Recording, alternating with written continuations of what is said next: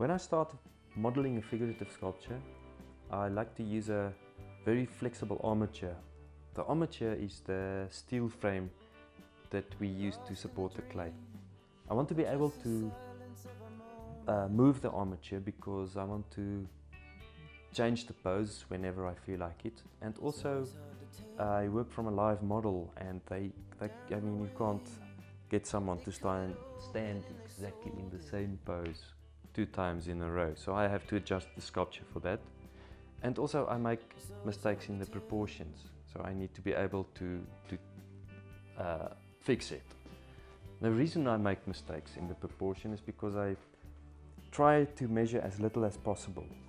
And the reason I try to measure as little as possible, preferably no measuring at all, is because I want to make mistakes. Now I want to have some mistakes, but not big enough to make the figure, to change the figure into a caricature. I want the end product to be realistic, but to have a man-made feeling. So the end product is a sort of realistic sculpture, but it's got an expressionistic surface. And with the surface, the tactile quality of the sculpture is very important to me, and I think I achieve most of that with the surface. The modeling marks on the surface are formal. They are arranged in a way that the individual modeling marks forms a formal composition. They're in a certain order. I don't leave any modeling marks up to chance. I consider each and every one of them.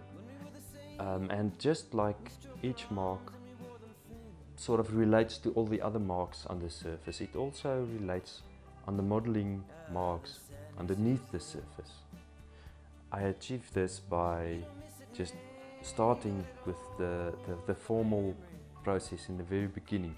When I have the armature, and as soon as I've thrown some lumps of clay onto the armature to make up some volume, it already starts having some sort of a feeling, and it starts a conversation. Every bit of clay that I add kind of replies to the clay already on the armature, and it also brings information of my understanding of the volume of the figure.